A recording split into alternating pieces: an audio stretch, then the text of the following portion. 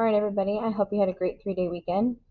Today on Zoom, we are going to go over this poetry assessment review since tomorrow you have a poetry test, and you'll use these two poems on this review. In Zoom today, I am going over pretty much how to answer every single one of the questions, but I will go through in this video and read the poems aloud to you and discuss what the questions are asking you to do. Now, these poetry notes will help with speaker, occasion, shift, and theme. Theme is part of this test for sure.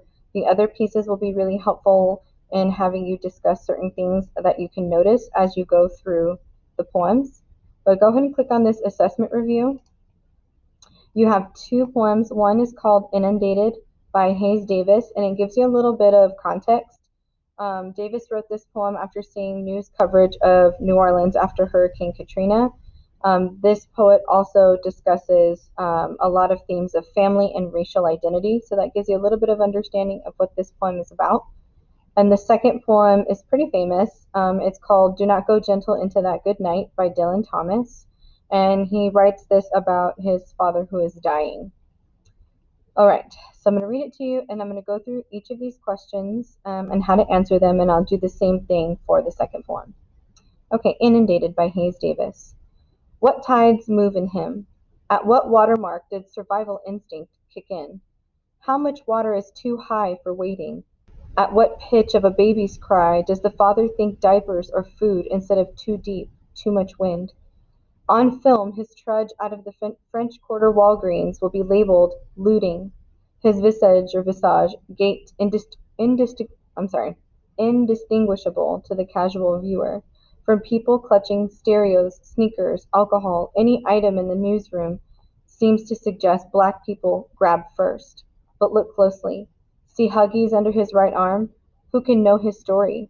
Who wouldn't grab a 12-pack if the bad day that sends us to Scotch on a Tuesday were strung together for months, for lifetimes?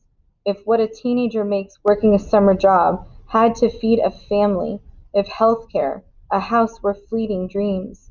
So look again. He carries milk with the Huggies, and he's black, and he might not have made it home, but you wouldn't probably have heard if he didn't so call him father or husband, maybe Larry or Junior, handsome, thoughtful, drenched, scared, but not looter. So this is about how during Hurricane Katrina there were a lot of newsrooms kind of showing people breaking into businesses and stuff and taking things. And so this is trying to make you feel empathy with the person who is stealing something, especially because of his identity, right, and the hard life that he's had, trying to justify survival, whether or not we think it's right. It's just a new perspective.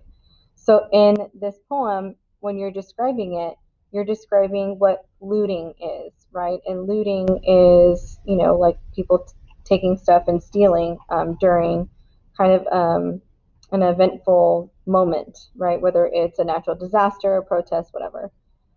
So you'll describe kind of what's going on there. In line 1, the poem states, what tides move in him? So tides is in like the water, right? Where it kind of pushes things forward and pushes things out. So what are the tides? What motivates him at this point to make these decisions? And you'll highlight evidence. So you hear this idea of a baby's cry, right? Thinking of food instead of, not going into this water. But then you see it down here, right? If these bad days weren't strung together for months or a lifetime, right? This idea of not having enough money or health care or having a house, noticing milk in Huggies, right? Certain things that would motivate in terms of survival and family. What are the different names used to identify the man in the last stanza, and why do those names matter? So father, husband, Larry, Junior, handsome, thoughtful, all of these different names and adjectives, why would these things be important to identify, right? Instead of just somebody who is a looter. And then what is the message? What topic is happening, right? Survival, family, natural disasters, I think even, identity, hardship. What about those topics is this poet trying to teach us? Okay, so what should we get out of this in terms of this perspective? And the second one is do not go gentle into that good night. And again, this is about this son speaking to his father who is dying. Do not go gentle into that good night. Old age should burn and rave at close of day. Rage, rage against the dying of the light. Though wise men at their end know dark is right, because their words had forked no lightning, they do not go gentle into that good night. Good men, the last wave by, crying how bright their frail deeds might have danced in a green bay, rage, rage against the dying of the light. Wild men, who caught and sang the sun in flight, and learned too late they grieved it on its way, rage, do not go gentle into that good night. Grave men near death, who see with blinding sight, blind eyes could blaze like meteors and be gay, rage, rage against the dying of the light. And you, my father, there on sad height, curse, bless me now with your fierce tears, I pray. Do not go gentle into that good night. Rage, rage against the dying of the light.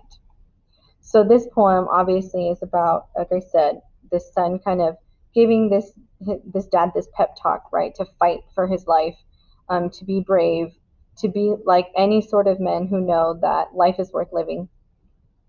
So what types of men are described using the highlighted lines, right? Wise men at their end, good men, wild men, grave men, all these different men in these different scenarios, reflecting on their lives, right? So you'll just need to summarize that there. The phrase rage against the dying of the light is repeated several times. What do you think the light is? So if I'm saying don't go gentle to it, or rage against the dying of the light, right? Um, don't go gentle into that good night is one thing, but rage against the dying of the light, right? If the light is dying, so is the person, right? So we're comparing light to what? And then how does this poem connect or relate to Inundated? What do they have in common? They both are kind of talking about survival in different ways, right? This one is talking about when somebody's at their deathbed, essentially, right? Knowing the value of fighting for their life versus survival here takes on a very different perspective. So just make sure that you put, something about what Inundated speaks about survival versus what Do Not Go Gentle into That Good Night speaks about survival. Okay, and you can use all of this on tomorrow's test. These are all of the questions. The things that you highlight or the things that are highlighted will be part of your multiple choice questions, but you do have open-ended questions where you can really just take from these responses already. So like I said on Zoom, I will go through and give exact ways on how to phrase a lot of these things. And if you complete it on Zoom with me, you'll get extra credit on tomorrow's test. All right. Have a great Wednesday, everybody. I'm sorry, Tuesday. Have a great Tuesday, and we'll see you guys later. Take care.